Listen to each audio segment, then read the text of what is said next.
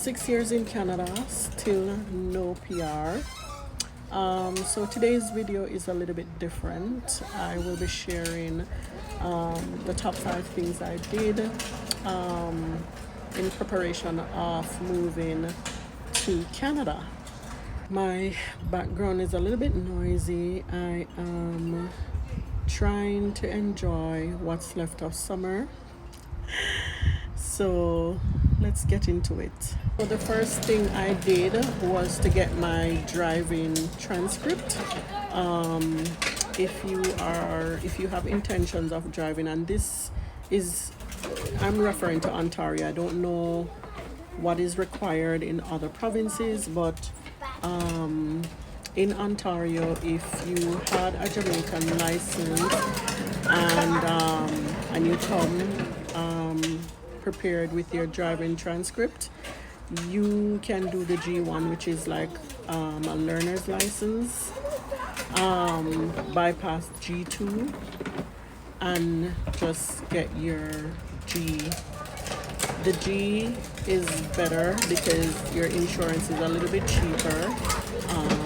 There's no limitation to like driving on the highway or anything like that, and there's no follow-up driving test or anything, as opposed to if you came and you didn't have your driving transcript, you have to do the G1 then the G2, and that's a cost, and then a cost again to do the G. And the G2, there's certain limitations of where and when you can drive.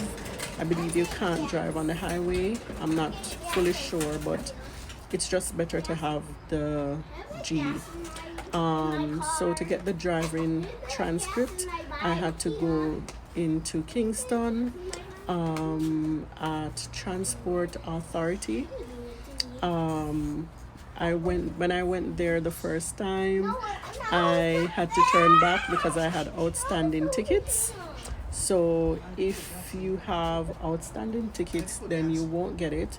So I had to go to court and get my tickets paid up, and then I went back to Transport Authority to get my driving transcript. So I came and I just did the G1, which is similar to Jamaica, how we would have like a learner's. The difference is we do a test here in Canada for the G1.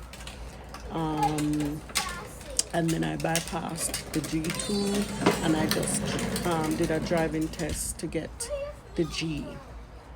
Second thing I did, which honestly that's like number 1 on the list, I prepared all certificates, marriage certificate,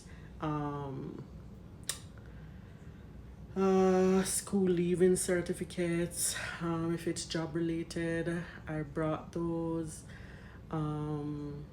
Just any credentials that you have, it's important for you to bring them, prepare them and bring them. I also, because I was bringing my kids, I ensured that I had like their immunization cards. So just like all those important documents, anything that is gonna be a means of verification or verifying anything at all about yourself, it's important to bring those with you. It's important to prepare those, and if you don't have it, then once you've been approved to come to Canada, you do have the time and the opportunity to prepare those stuff. So yeah. Third on the list, this is something we might take for granted, but it's ensuring that we have the right connections in terms of referrals, because if you're coming and it depends on the type of job, you may definitely need referrals, and of course you won't have referrals in Canada if you've just moved. So it's important to have good referrals. Those are information that you need to gather and just have. It's important. And the reason why I am saying I took this for granted is, you know, I didn't I didn't follow up with the persons I was thinking about using as referrals. So I had outdated information, and I was on the verge of securing a job, and they wanted referrals. And a previous manager of mine, I went on Facebook and I located her, and I let her know that I really need a referral. The number I have is her Jamaican number. She had migrated to the US.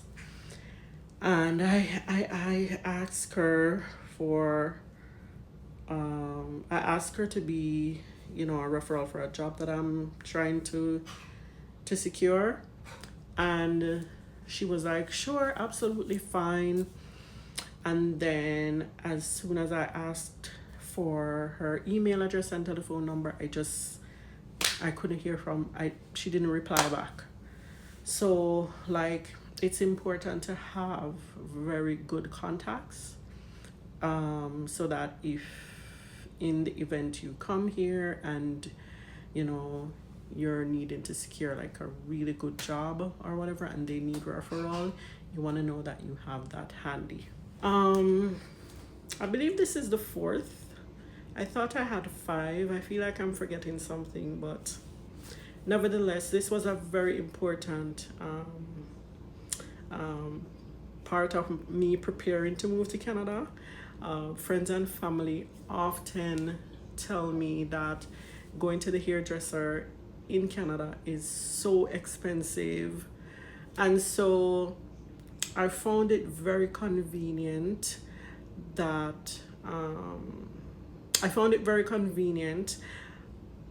when I came here and I had like a lot of wigs that I could use because all my bundles, all the hairs, all the extension that I had back home, I fixed them up and I brought it to my hairdresser at the time, who turned them into wigs. So that was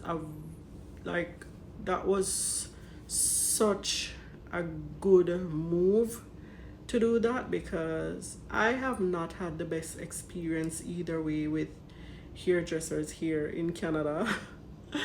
And so I've always been able to run back to my wigs, and it's convenient and it's cheaper, especially if you're moving to go to school or to work. You're not thinking about spending a lot of money to go to the salon. So like, if you're moving and you have options, you have some hair that you used to use back home, turn them into wigs. That's a good way to save some money. So yeah, those were some of the things I did to prepare for my move to Canada. I hope someone can gain insight from this, and thank you so much for taking the time out to watch my video.